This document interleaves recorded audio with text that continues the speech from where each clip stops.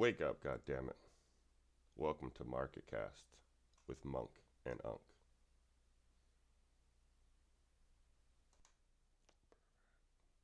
All right. Morning, P. How was your week? Really good. A lot of my stuff was in a kind of a tight range that I traded, but pretty reliable levels. Had a big short on Enphase that paid off Oh, nice. again, and then coin too. I just happened to hold some puts through that big SEC notice, so that was a big one. I missed it. What was that all about? So coin had basically a notice of non-compliance with something related to certain coins, and they took a big drop after hours, like 16, 17%, something like that. And I had some weekly puts went from 70 to $1,100 overnight. What? Was that Thursday? Yeah, yeah, Nice. yeah. That was that 1,200% play.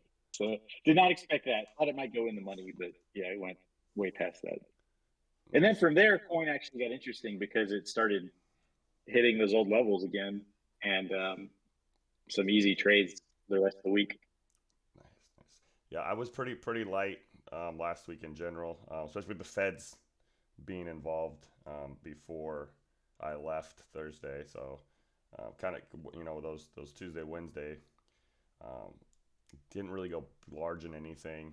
Um, and then Monday, I had last week that Monday was kind of gonna be bad, so I was kind of sat on my hands a little bit there. But sounds like I missed the backside a little bit.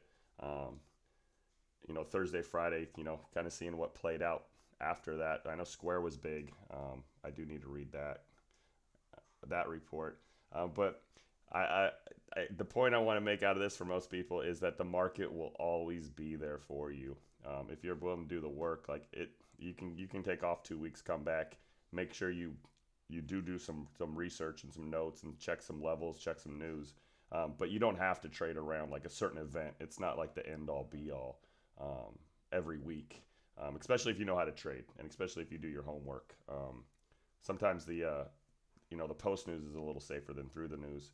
But yeah, I didn't want to go on. I didn't want to have a bad week or a red week going into vacation and being all tight out there. So Yeah. um, um, so yeah, I'm a little definitely. I don't want to be rude, but I'm like the guy that shows up at 6:30 a.m. right now. That's who I am, and I do preach about that a lot. Just not well prepared.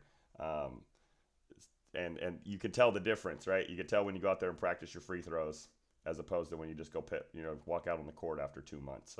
The proof is in the pudding there. So tomorrow will probably be a light day for me, so I can catch up a little bit. Yeah. Unless it's something, unless to be honest with you, unless it's Square, because I'm probably gonna spend a half an hour tonight checking into what the hell happened there.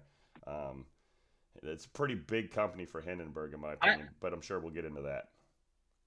Yeah, I don't know if you've read you've read Hindenburg reports before. Oh yeah, They have a kind of I made style I they made go on. I made like 4K off of the SOS Hindenburg report. Yep, Um, that's the one. yeah, because it dropped so big, and I was like, I'm gonna buy some of this, and it came right back. Like it was just such an overreaction. Um, so when you get a better company like Square, like I mean, everybody knows 6054. I mean, everybody knows how I feel about Square. I I was in it. I have that's one of my long term holds. So um, I was down there on Thursday, Friday, and that, but I think we're back now. But for me, it's a that's more of a So, long term thing. It's something I don't really day trade. so you know what's crazy about that level you have on Square though? It's right in the middle of a zone that I have on these local pivots at 59.40 and 61.55.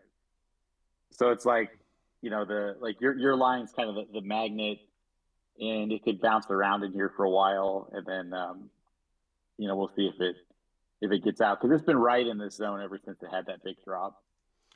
Yeah, I don't know how to So explain it, but I'm gonna start trying to explain it a little better, like just that in general, like our how our levels they're different, local, historical, and but boy, yeah, when they're close, we can definitely see things. And coin's a good example too. My upper level on coin here, I'll pop the chart, especially since we're around the corner. But I remember us privately talking about why are these guys going for 80.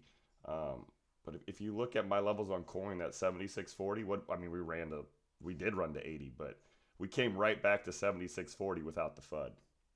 Um, and then the FUD yeah, happened. and here's the deal too. Like uh, as an options trader on the upper end, something will move up, past it briefly, and then on on the longer term charts, that'll be like a big long wick, right?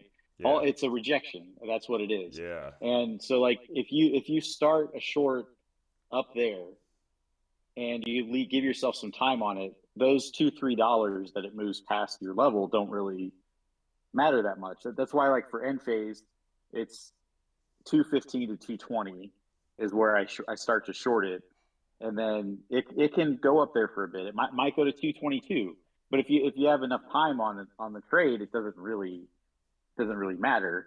Um, it's like on the upside with shares. I mean, if you start adding and it dips a little bit below, you don't really care. It's just that, is the setup still there?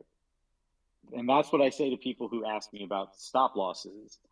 I think stop losses are important. The second in which a loss stresses you out, I mean, that's telling you should get out, but and you should have a plan going in. But as long as like a setup is still there, I will stay in something, and I buy far enough out if it's like a bigger trade that I can kind of weather those little intraday dips. Yeah, I was here for the Tuesday, Wednesday coin, right? And as soon as we broke my level, I mean, I was not a bull at that point. Like even like either you're in early, right? And you do play to the level, but you don't buy on Mm-hmm. that level hoping you're gonna just check to the moon. And a lot of people get like hyper focused, like calling out $100 on coin. Like even if that does happen, we're rejecting back, and when you reject back, that's the better entry for, in my opinion, and trying to catch it as it's running. But like you said, if you look at coin on a weekly, above my line is just a wick. That's all it is. Yeah, And I think too many people get focused, and I think that's where we're great is because I don't look at those intraday levels as much as you. Um, so like I don't chase those, but you nail like the actual when the train's going to turn around because you're watching it a little closer. But again, the two combined, you really shouldn't be having bad entries because you're chasing at that point. Like coins kind of a good and bad example because we always talk about coin, but the ones that we never yeah, talk about, I think it was like MU is another good one. um, we never talk about it, but when we did, it just takes off the level. It was down there for 4 or 5 days at that 55, and now we're at 61. As long as your short term stuff looks good, flow side big money looks good, those historical levels get in early are where it's at. And it's not 100% right, but I'm claiming 75, 70 for sure on our system at this point in time. But most people like to have that, they have to see it come off the level instead of this is when I am going to add when it's around the level. And learning how the R and respect the lines, right? How is it respecting the level? That is it not touching it like a hot stove? Is it consolidating on it? Is it going under and playing back to it? Um, that's the stuff you need to look at, not just we're at a certain number in price. And I think that's where we level up for people in the long run, kind of teaching that. yeah, absolutely. And I think one of the things I talk about too with the levels is there's a context, right? Like when something hits a level, like Oxy likes to park around a level after hours in pre-market, Yeah. or pre-market, if it flushes, it's going to like kind of flush to that level. That's a great entry for calls. Devin, if something's just cratering and just crashing right through my line, that's not a time to enter calls. So it really is dependent on what's going on. you don't want to be adding crypto longs while Bitcoin is selling off aggressively, because the stocks are not completely just aligned with it, but a lot of times they'll catch up and they'll react to it, and they're not going to move up dramatically while Bitcoin's pulling way back. So you can't just like have a price and then say I'm going to buy at this price. There's a bigger context, and that's where our notes come in, and Yeah, really when experience too. I mean, yeah, yeah. Wednesday, I'm big on. I mean, not coin, obviously. Coin. You got me into coin, but on all the crappy stuff. I said it Wednesday, like it's starting to detach from Bitcoin, and people were like, "Well, crypto's up, that 0.5% or 1.5%, whatever the case may be. It's up from the next day. I don't want to get into semantics on that. yeah, So the stock should just go up. But if you I followed these for, I mean, we're 18, 19 months into most of these. Some were a little farther than that even, and they just get overextended. Even if crypto goes up 7, 8 days in a row, the stocks will not go up 7 or 8 days in a row. Um, the percentages are yeah, better, the risk is better, the place where you got to trade them is better, but you just kind of learn that with time that like these do get overextended no matter what crypto does, and you should be able to see the detachment in that. And that I think that's the little stuff that makes a trader. That's where you're good at with gold, oil. I don't want to list every material on the planet, but like stuff yeah, like yeah. that, that's where you're good at. That's where I find value in Oh you at yeah, is yeah. stuff like that. Well, So the oil stocks detach all the time. I mean, you'll have crude go down 4%, and oxy it'll like go down 1.5%, and then it'll recover. So the story with oil has been, as oil has come down, the stocks, particularly the mega caps like Exxon and Oxy, have had some resilience, and they're not just going to fully break down. And the reason for that is the institutions in those stocks just aren't going to let them collapse like that. yeah, I don't claim to be like the smartest guy, and I'm not naturally talented at this. It's definitely all hard work.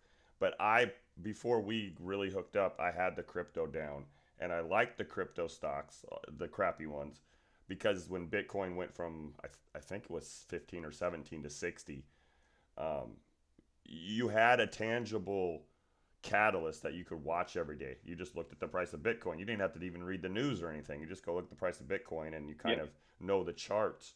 Then when we hooked up, I literally had to watch in a crappiest market on the planet oil like 5x on some of the stocks. And I could have Yeah. chased that. I could have chased that, but that's not how I work.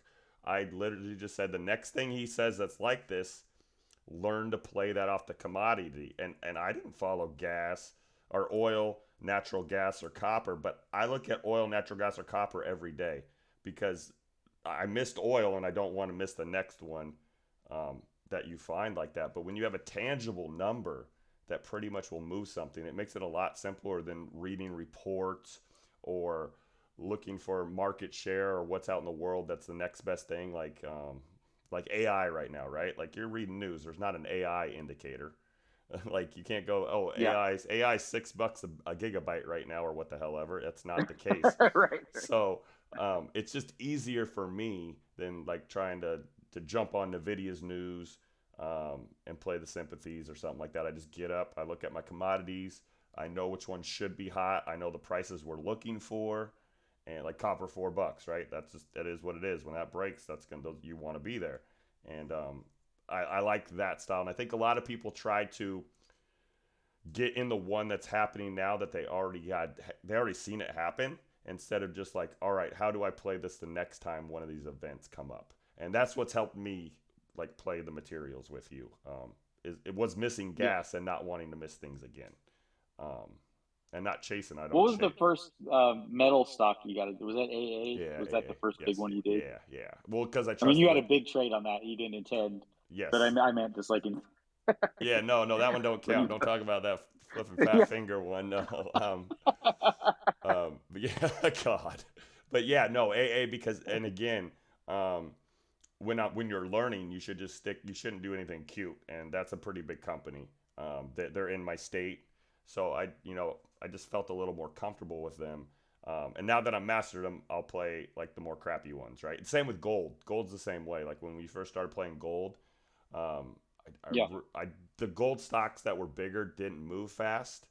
Um, so I did tend to go to the crappier ones, but your reads on a lot of the crappier ones were good. Like your AUY was really good call.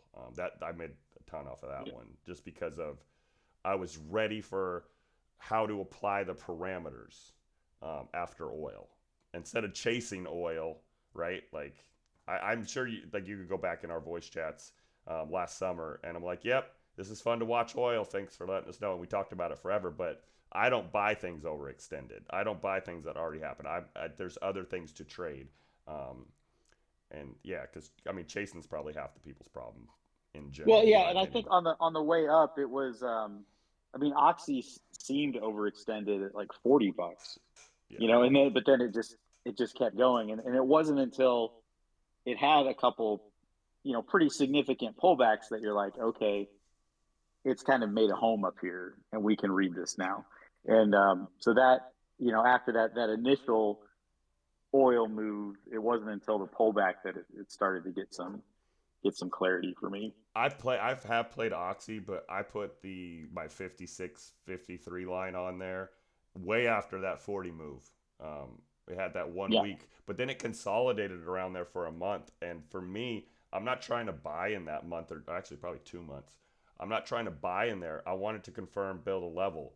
But when we got out here to like, you know, August, September, and there, I did start. That's the first time I started playing it. But I mean that's 6 months of homework after the move before I was comfortable playing it because I felt it was overextended, and it still ran from 50 to 75, 80. That's a great move. It's 50% moving in a stock that really shouldn't move that far. Um, but yeah, yeah. I mean, in these days, share side like Devon, MRO are probably better just because yes, they tend to pull back a lot more. yeah. MRO I like because of the price point. That's my guy. Um, Yeah, Devon kind of yeah, has the bad news, in my opinion. Like they don't have the best news action going on. But no, I'm with you on that. yeah, Totally. Warren Buffett's going to shake you out of Oxy on the share side half the time, anyways. yeah, He wants your shares. um, yeah, but again, instead of just chasing those, because you've got confirmation off this move from 40 to 50, and not letting it meet your parameters, um, to me is foolish. And then there's the other side of that, right? Like, well, I missed the move and I'm not going to chase, so I'm just not going to research it. I'm not going to study it, and I'm not going to stay on it. That's also just as bad as chasing, in my opinion. Um, that's to find the 5 or 10 stocks and just study them, have them in different sectors, and then build your base out from there. And that's what makes successful traders, in my opinion. Look at Pele with ASTS. I mean, it's no different than that. You just master it and you just let it pay you. yeah. You And fill your and cup. the inex- the inexperience in some traders really stands out. And I'm not saying this to bash anyone. I think this is a kind of natural reaction Progression. to it. But Progression. like literally, as I'm selling coin, I'm getting out of it. All the posts come in. Wow, wow, coin! Look at that. Coin is a monster.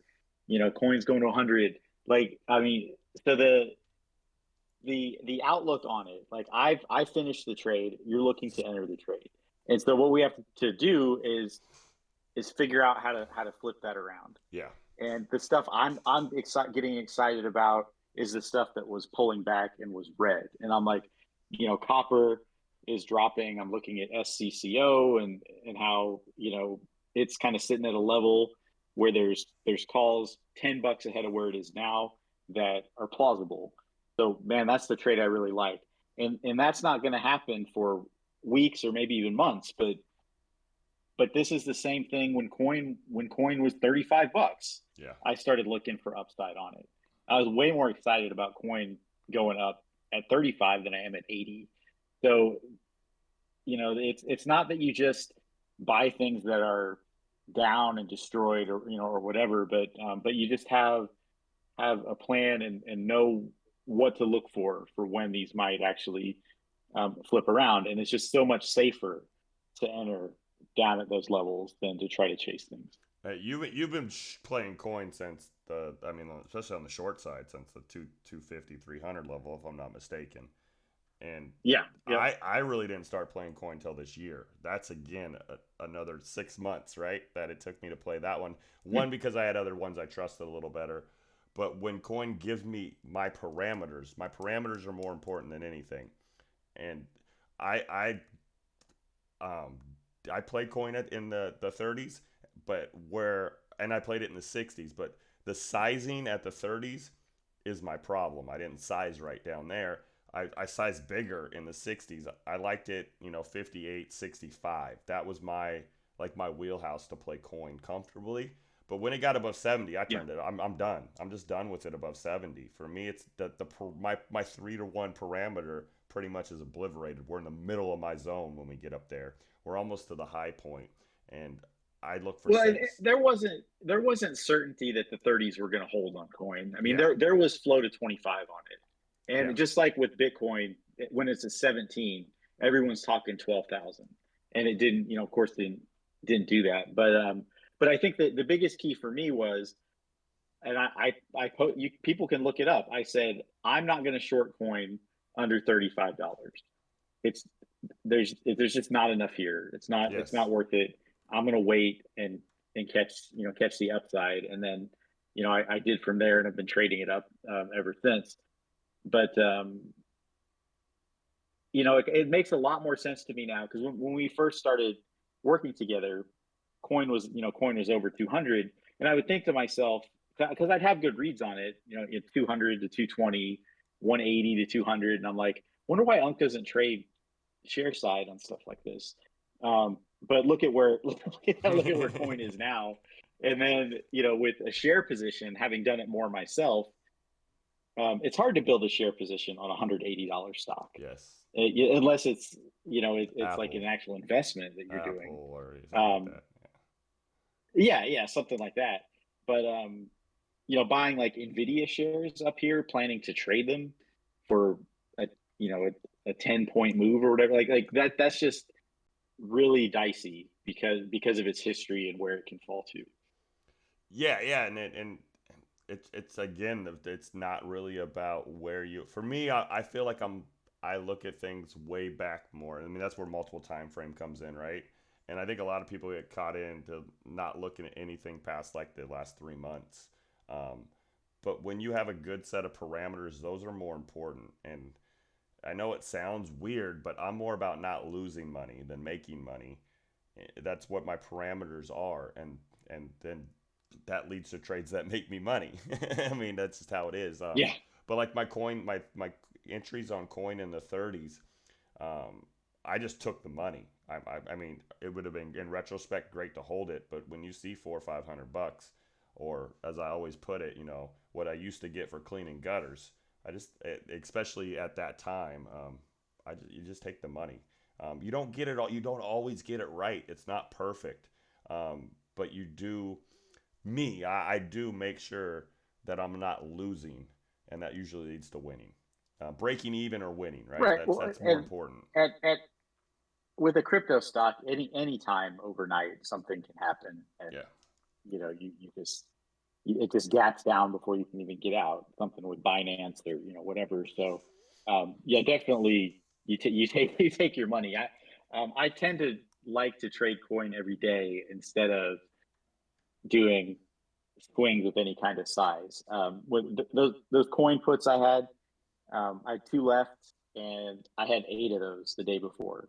Oh wow. And but I made 60 some percent on them, right? And so I sold all but two. If I would have kept all of them, like 10 times $900, that would have been nice. But you just don't really, you can't really count on that. You don't really know. So Yeah, it's all hindsight. I've been working into that a little more. The last one didn't go well that I did that with. I call it free shares, CS. Yeah.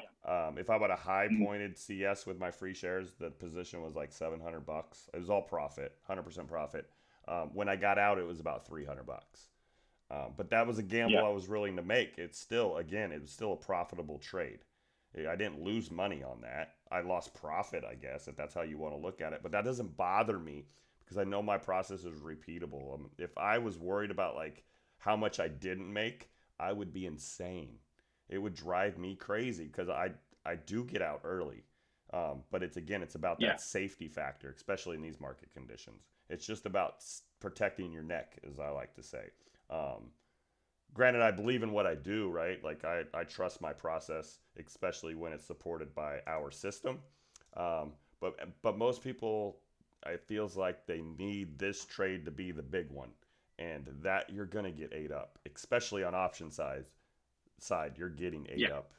This market will destroy you. Um, Taking money though in between the hedges or in between the lines, um, it's going to take a while. But I'd rather build something brick by brick than have it on a straw foundation that one trade can wipe you out. I'm sure you've been there on both the share and the option side, where you held on a little too long and ended up with a big loss.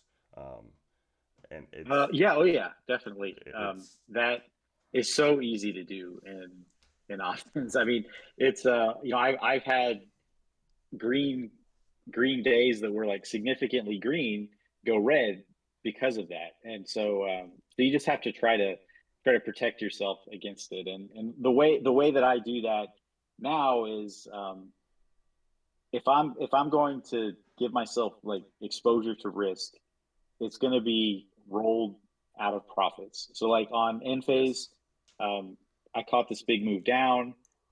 I cashed out most of it on Friday. I rolled into one more option position for like $450.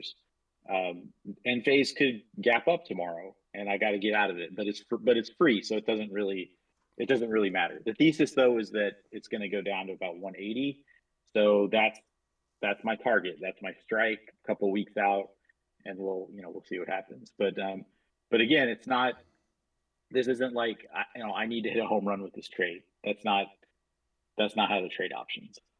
yeah. And the simplest way I can explain like why or where we're common in that to people and what they need to really focus on is you have to have a process you trust.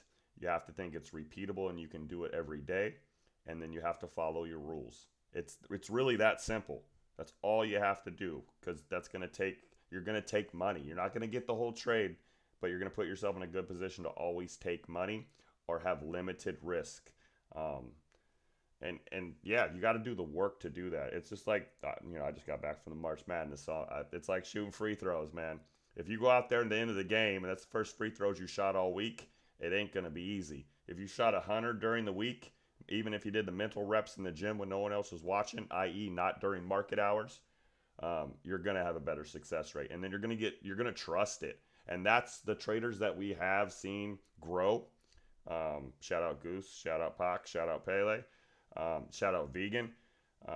That's what's the other guy? Anthony too. He's I see him. That's why they're successful. Is because they do at least some work. They trust their process and they just take money. Yeah, absolutely. I good example recently from my notes is Twillo. So Twillo is sitting at like 6150. That was where I added some May calls on it at 70C. It's just because of what I'm seeing the whales buy. Had a lot of success with Twillo in the past, so I was willing to enter that position. Well, on Friday, it kind of dips below that, and the thing I put in my notes is I'm going to scalp short expiration puts on a breakdown of 6150 because I actually thought Friday was going to be really bad. I was on It vacation, of recovered, course. but yeah, but anyway, so that's what I did. On the 6150 breakdown, I scalped some puts on it, and basically, lowering my cost on the calls. I'm not averaging down the call. I don't really want to do that, but because I thought it would come back to the line, and that's what it did. Well, people who read my notes and bought Twillo calls are like, Twillo's down. What should I do? What should I do? What should I do? And I'm like, well, I wrote what I'm going to do. If this is stressing you out, you have to have a plan to Yes. to get out of it. I'm not going to be on the hook for your trade. I gave you what I'm going to do, and you're sitting here stressing about down 1% on the day on a call for May. Shows me you don't really understand what this trade is and how these options work. And Yeah. so, that's just you need to study more before you enter trades like this. to kind No, of get a sense for it. and If I'll you're expecting it, like if I'm buying a call for May and you're thinking like it's going to go up 3-4% tomorrow, that does sometimes happen, but that's not what I entered it on. If I thought that was going to happen, I'd go shorter expiration. So that's just a good example of that too. yeah, that's a options you can. The one thing I like about options is you can play both ways. You can kind of hedge your bets or your plays basically. Mm-hmm. You can go short term long, or excuse me, long term bear, short term bull, or whatever, vice versa, and you can be profitable that way. For I'm the guy you're talking about. It's a lot of work. It's not level one stuff. It's hard to Yeah. do that. You need to know there's just a ton of stuff. I'm not that smart, so I don't. That's why I don't trade it. I mean, I'm not trading options. I'm not trying to. Occasionally, I grab one because of what I see in price of the option, and I really do trust the level on the share side. But other than that, it's next level stuff. So trying to do it like when you're first learning, especially with trying to maximize profit, you're basically saying you're smarter than me, and I've traded a lot longer than most. Um, Yeah. yeah, I just want to get that out there because I'm the guy you're Well, talking. I'm the guy you're talking yeah, about. I'm him. I am him. yeah, When it comes to right, options, right, like yeah. I'm not putting in the work there, and it's And confusing as that's hell. where too people use the term hedge, and I think that I mean part of this is the English professor in me, but we need to make sure that people are being really precise and accurate when they use that term, because I'll hear things like, oh, I have calls on Riot and Mara, and I hedged with puts on China. And I'm like, what? Like, I don't. Those aren't this. Like that's not how you hedge a crypto position. Is with puts on something completely Yeah, different. You also can't hedge an out of the money call with an out of the money put. That doesn't sure. work either, because what can happen? It can park right in the middle and just kill both of them. Well, I just The use. best hedge. Go ahead. What's that? Oh, I was gonna say I just use the words The bet. hedge. I just use the word hedge, so correct me if I'm wrong, but like I'm only playing No, the hedge you were one way: short term bullish, long term put, or long term put, that, short term bullish. On the same and play though, on the yes, same exact stock, not a exactly, different stock, the exactly. same stock. Exactly. And that's where my call is out of the money on Twillo. My puts were at the money or close to it because they were shorter expiration and they were basically scalped. So that would be an example of a hedge. But the best hedge that we have, that we've started out and offer and everything else, is SQQQ, Yeah, and it's shares, not options. yeah, Because if you're kind of long, I don't want to say long bias, but you mostly trade long and you're in a lot of tech, that's what's going to protect you, is having a decent size position there. And you can just keep those shares unless you think we're just, going to go rip to all-time highs on SPY and QQQ. You're not going to get wrecked on those shares. We're going to have these pullbacks, the sideways and down thing. So that's like a real hedge to me, and that's what one of the ones I'm into. yeah. My checks are like 4 or 5, maybe 7 at the most. Like mental stuff I go through before I like come up with a thesis and a plan. And just from this Mm-hmm. little conversation, you're timesing that by at least two, playing the options both ways on one stock. There's just so many other little Yeah, things you need to do, as far it just strike price, strike dates, or expiration dates. Sorry, on both sides. You got to get it all right. There's it's like a secret sauce in that regard. And if you add the cream too early to your vodka sauce, it ain't coming out right. Um, and that's again, that's why I said I'm that guy, because it's next level stuff. But the difference is, like I don't know if we talked about it in chat, but we definitely talked about it in DMs. Um, we made the same one day. I forgot what day it was, but I asked you what's your exposure, and he was like $700, and I'm like 20. I'm like 20x that. Like so that's the I mean that's the benefit of that, right? Is yeah, you do have yeah. way less exposure, but it is, I mean, it is what it is, P. But I'd rather put it out there so people know. But that's what it's about, and um, to have less exposure, you need to have more rules. Simple as that, and those are more Oh, checks right, and yeah, and balances. there's just there's just there's risk to it. I mean, I do have plays over 100% almost every day, uh, but they're not big positions Yeah, because they can go the other way very fast.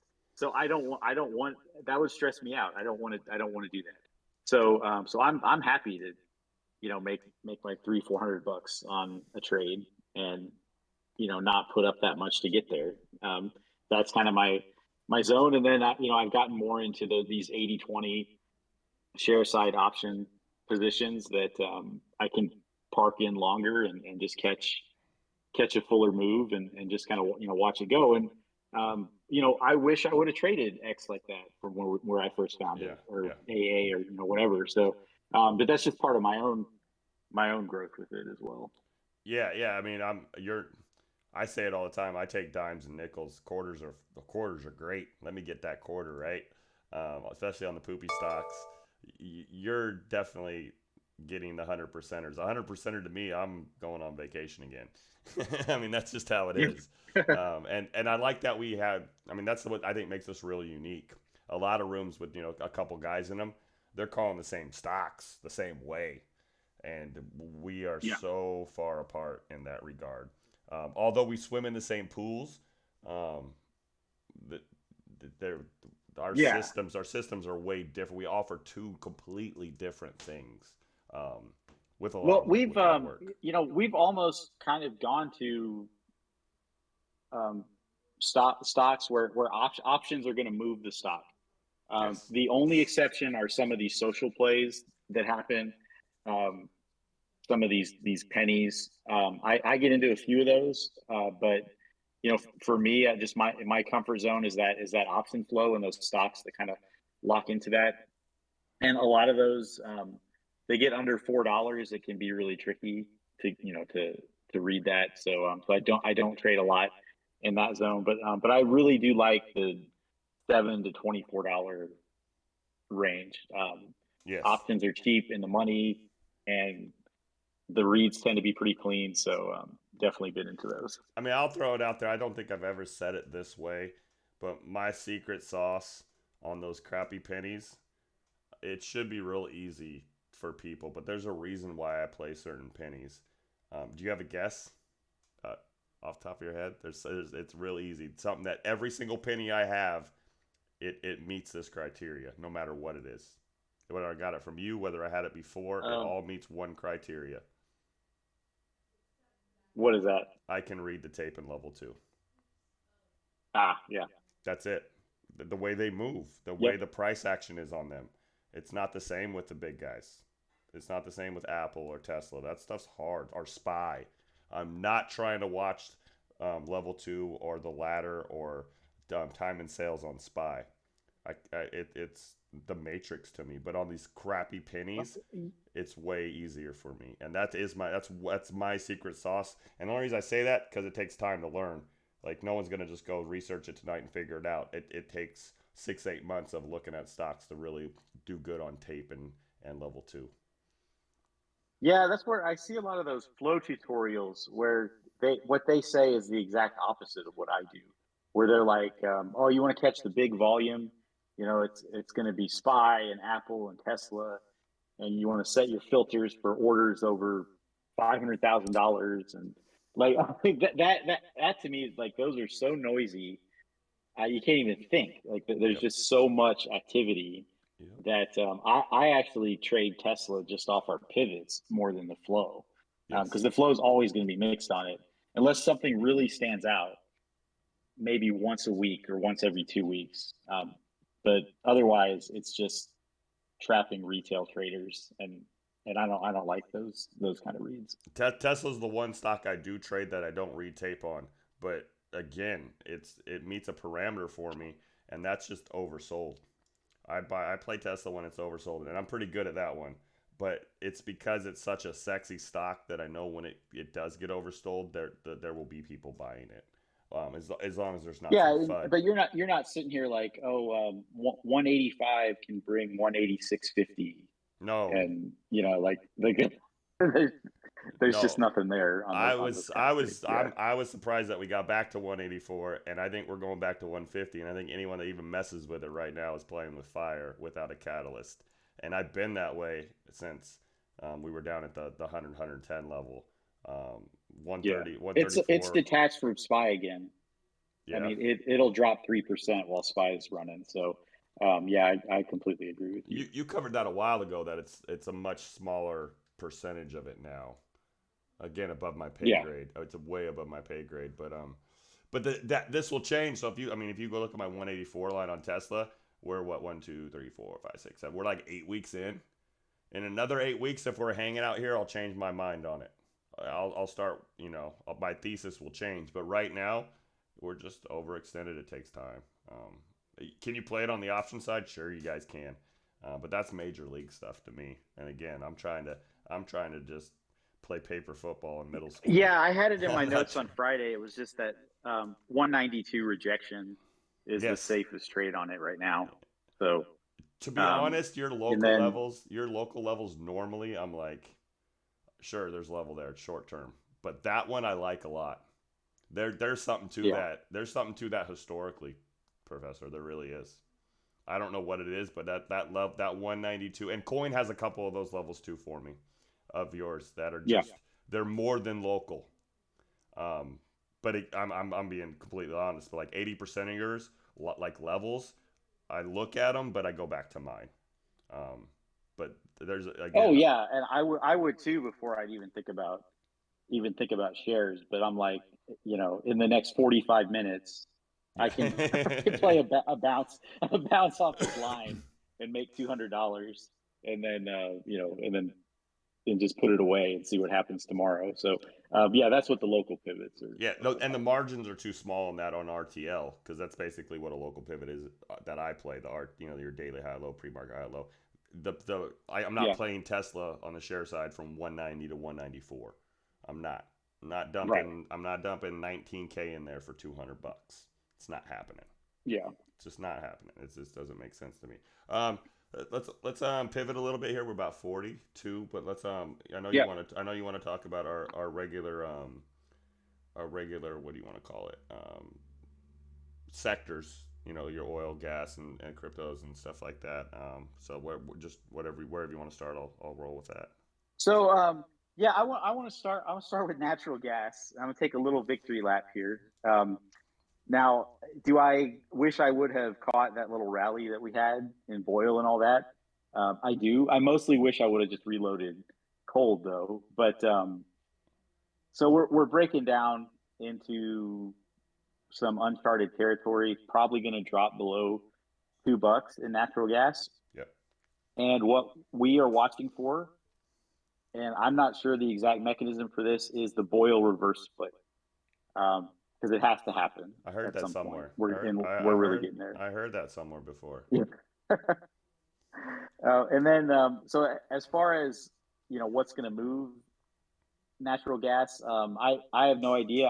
I did say that when it broke down, I think I said like 320 or three something like that, and I said that if it breaks down below 320, that it can just park down. I thought like 250, 320, and I'm like it can stay down there for months or a year, whatever. We're below that now, so I'm kind of just staying away. But I am that Boyle reverse split. That's probably when I'll get back into it. I don't know who with the ETFs. I don't know what triggers reverse splits. Whether it has something to do with price. I mean, it has something to do with price, 100%. But volume or what it has to do, like when they make that decision, it's way different than the stocks. Um, Yeah. I I did I did play Boyle, um, but my level was 650. So I played it in the 450 to 550 range just because you said, hey, it ain't really there, right? Like I didn't hold on through it. Yeah. Um, but the play was there short term on that. But the overall thesis has been reverse split, I think, since Christmas on this thing from us. Um, Yep. and cold has been the better play, and it's been fun to watch that pan out. Because I don't think we've nailed an ETF like that ever before. No, it's they're tricky. I mean, so yeah, it's hard. I mean, when I posted like cold 65 and it was in the 20s, I mean That was Christmas. that seemed crazy. And I said like I'm like this is crazy, but this is here. They're not buying this as a lotto. So yeah, that was really something. As far as oil goes, under $70, um,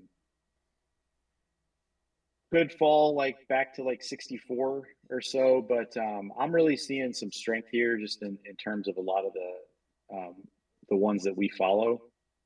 So I think that it might just consolidate here for a bit. And if it does that, the stocks can move higher with the price of oil relatively flat. It doesn't have to go back to $80 for those stocks to recover. But ultimately, I'm looking for oil to get back into that, I don't know, 74 to 82 kind of channel. Okay. So we'll just see what happens there. Real quick on the natural gas too, that $2 level. It's 212 right now, down 4.5%. Um, Yeah, that's ridiculous to me. That's going to be huge in my opinion. But on the oil side, um, yeah, it's the same thing as like this is December for me on the cold call, like except for I know oil a little more because I've always kind of followed it. In general, it just wasn't before the pandemic. You weren't $100 oil wasn't really a thing. It stayed in that yeah, 65 85 channel at worst, and with that 125 that we got last summer or whatever it was, those things are still possible. But going into the summer, that's your catalyst for me. People travel more in the summer. It just is what it is. That's just yep, where it goes. So I'm always interested in oil February, March, April. I used to play Gush before I met you. I played Gush. I like that one because it was just easy to yeah. read off of the price of oil. Um, Not really a related topic. I'm so bitter that gas is still right at $4 a gallon out here, and I just see it like 280 where I was just at. I don't know what the hell's going Yeah, on, but it's $4 still out here, man. yeah, yeah. 220 down here. God, It's crazy. you want to send me some? Yeah. uh, And then copper, real quick. okay, Really fast recovery back over $4. So yeah, we're pretty much, 408 right now. in good shape. Yeah, just to see FCX and SCCO come back. Um, CLF is pulling back to a pretty nice spot. I'm Yeah, kind of just going to wait and see early in the week on steel, but I think those are going to be really good as well. So yeah, lot of strength here. The perma bears on Twitter, they don't talk about copper anymore, and that was a big part of their thing earlier in the the big year. flip That's guys. why The big I is that was that the big flip? yeah, the big flip guys, yeah, that copper was going to collapse, and then now that copper's up, they're like, oh look, it's inflation. I'm like, well, which was it? I mean, which Yeah, is part of your deal? Because you can't just say that copper's going to drop to $3 and that fits your thesis, and then say it's back over four and that fits my thesis too. That just didn't no, make sense to I'm me. gonna So say whatever is what I'm gonna say whatever that makes me right now. That's what that is. yeah, That's the stupidest thing I've yeah, ever heard. yeah. Um, I never even really looked into the big flip to be honest. And the other one, there was another one going on at that time. Um, I forget what that one was, but I didn't even pay those any mind. Like it's The Goldilocks thing. yes, that Yeah, yeah. I didn't yeah, even look into them. Didn't even pay attention. Didn't research it. Didn't even look at what they were talking about because it again that's like a short term sales point for some people. Like it's so what if instead of playing what's in front of you. Um, and a yeah, lot of time those things just don't pan out. I mean, it's no different than crypto. Like the government's gonna make a coin tomorrow. No, we're real far from that. So I don't look at that right now. That's not a thing for me. Gold's under 2K too. yeah. Absolutely. And like for me, with the shorting copper, I could just see the options picture change when FCX hit $45. I'm like, okay, they're not going to let this go to 50 right now. Yeah. And so I started shorting copper. At that point, um, fell down to 40, came back a bit.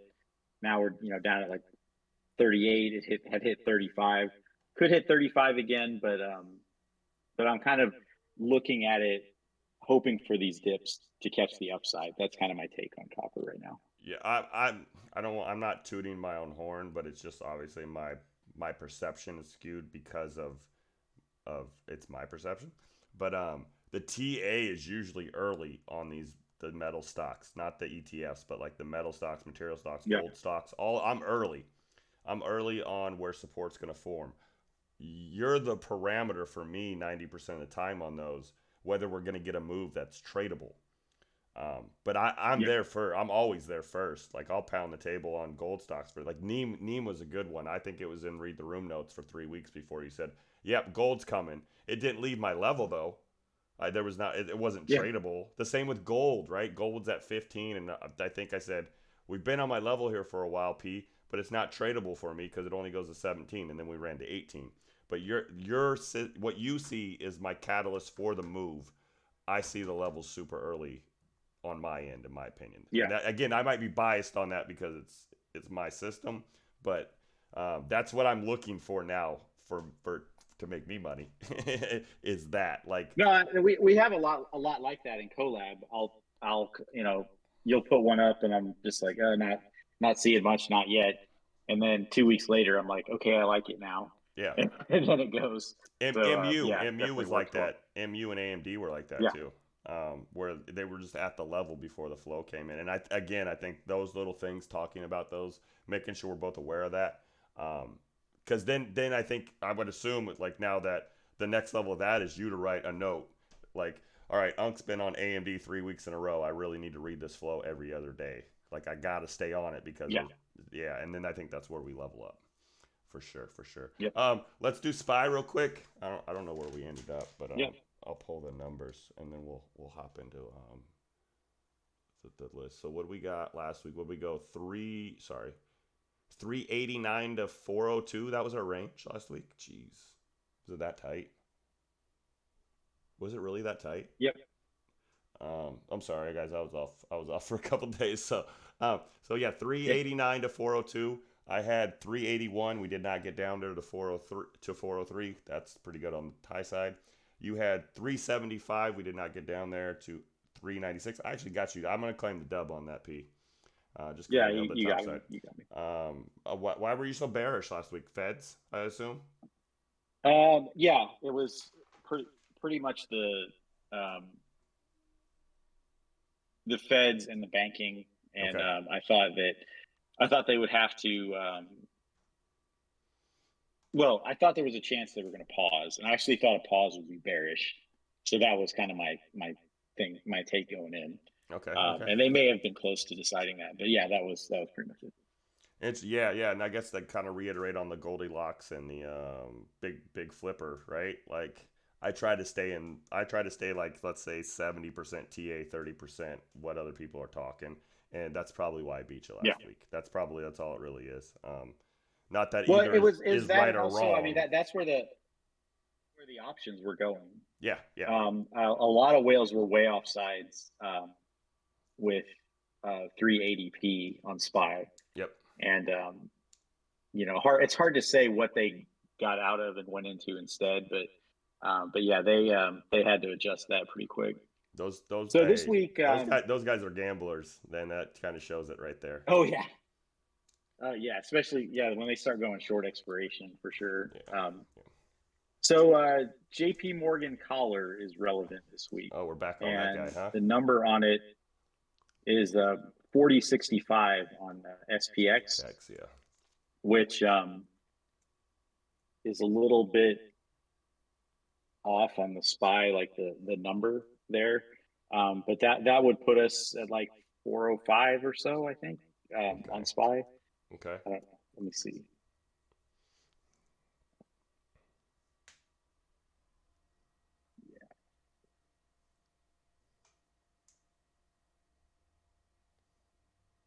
Yeah, yeah. So like 405. So that's gonna be my top. I'm gonna say 405. Okay. And on the bottom here,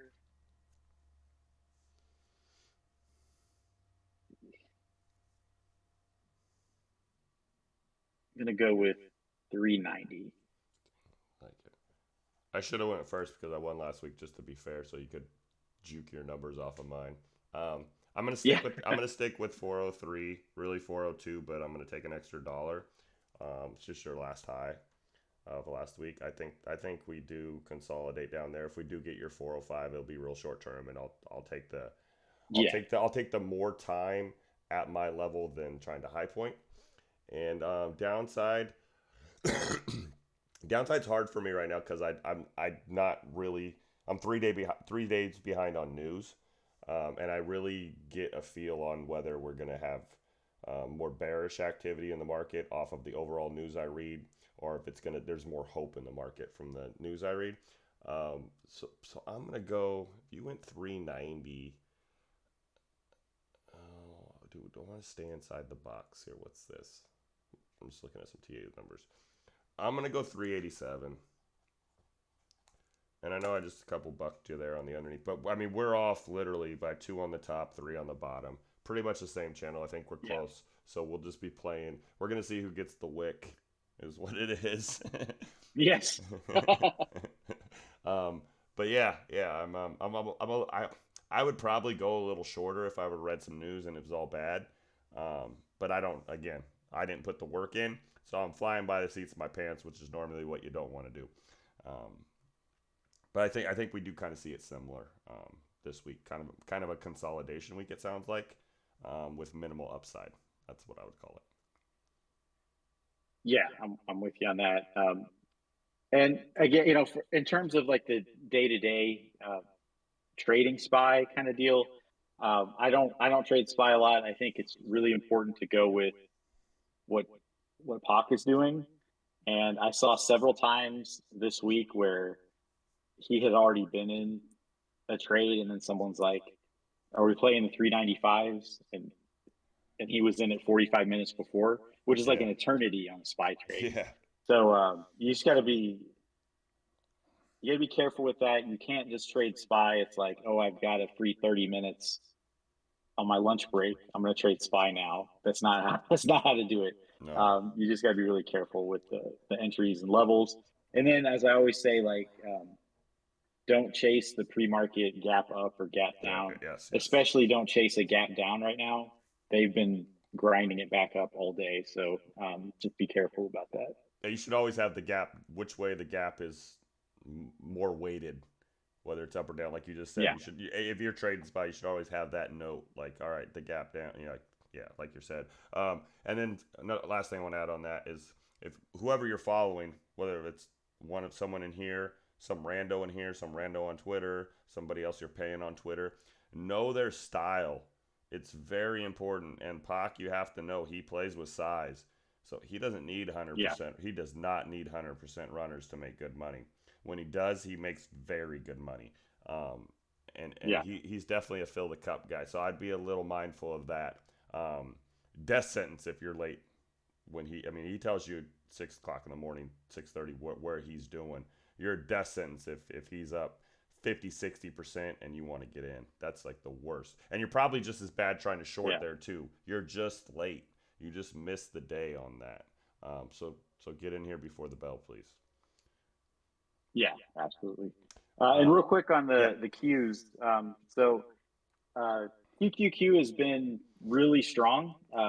For whatever reason, everybody's doing a flight to safety to tech stocks right now. Apple, Microsoft, etc. So yeah, yeah. just a key level there. I just keep saying it over and over again. Is 304. So if we do get a drop, the drop in SPY will be steeper than the Qs probably, and Qs I think that's a pretty hard floor right now. Is that 304 level? Upside's a little harder to say, but like 315 or something like that. But if that 304 pops up again, I'll be all over it. I've gotten to where I don't really trade the Qs every day, but off a big level like that, I'd rather just go in once, and that'll be where I'll do it. Not to give up a lot of secret sauce here, but does 293, 294 mean anything to you? On On what, on Q? QQQ. QQQ, yeah. Is that just or is that just too far I away mean, from you? that's usually a big concentration of option strikes around there. Okay. Yeah. Okay. Yeah, I was just curious. All right, I'm ready to get to work if you are. We're about an hour in this guy, but I think it was Yep. all good. So all right, perfect. Yeah. Yeah.